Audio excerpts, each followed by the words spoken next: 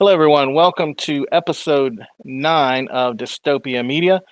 We are going live on YouTube. We appreciate everyone who has subscribed there, and we're going to upload this later to Facebook and Twitter to try things a little bit different. Today, the title of episode 9 is White People Need Not Apply. And this is a breaking story that tells us a lot about what things are going to be like for those of us here in Biden's dystopic future.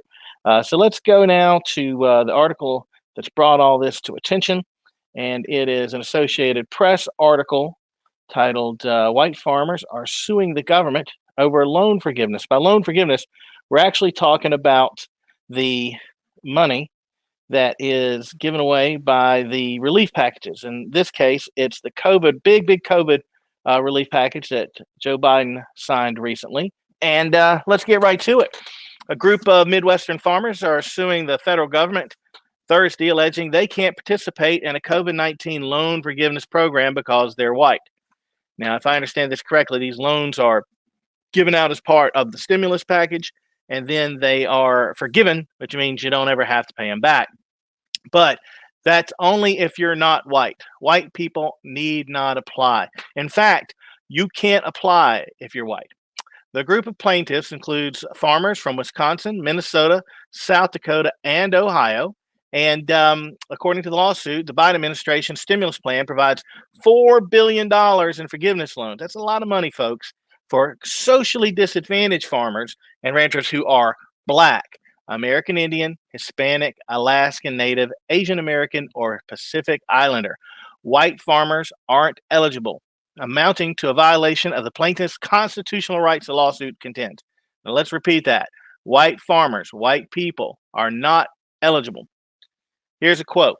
Where the plaintiffs are eligible for the loan forgiveness benefit, they would have, if they were, they would have the opportunity to make additional investments in their property, expand their farms, purchase equipment, supplies, and otherwise support their families and local communities, the lawsuit states. Because the plaintiffs are ineligible to apply because of their race, solely due to their race, they have been denied equal protection of the law and therefore suffered harm. I mean, how can it not be, clearly more unconstitutional? In the United States of America, here we are, where if the person who was being discriminated against was Black or Hispanic or Asian, then there would be a huge uproar about it and many lawsuits, and they wouldn't stop screaming about it. But the victims are white, and this is the latest example of what I believe to be anti-white racism. Anti-white racism. Let's continue. The U.S. Department of Agriculture issued a statement saying it was going to review the lawsuit, but that the USDA plans to continue to offer loan forgiveness to, quote, socially disadvantaged farmers. So instead of doing the right thing, the USDA could easily just say, hey, you're right, we can't discriminate against white people. No, they're going to stick to it because the Biden administration is stuffing the FBI, the NSA, the IRS, the DOJ with every type of woke activist person they can find. So you can bet that the USDA is full of political socialist combatants as well who engage in anti-white racism. Attorneys for the conservative Wisconsin Institute for Law and Liberty filed the action on behalf of the white farmers in Green Bay. And the filing seeks court orders prohibiting the USDA from applying these unconstitutional racial classifications to discriminate against white people. Then there's some background on 99, and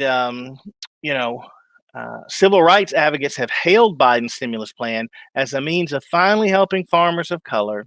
And hey, I'm all for helping farmers of color, but don't tell me that I can't, or anybody in my family can't, or any person in this country can't because they are white. That is just that's discrimination, and you can't beat discrimination with discrimination. But let's talk real quick here about the group that is taking up for these farmers.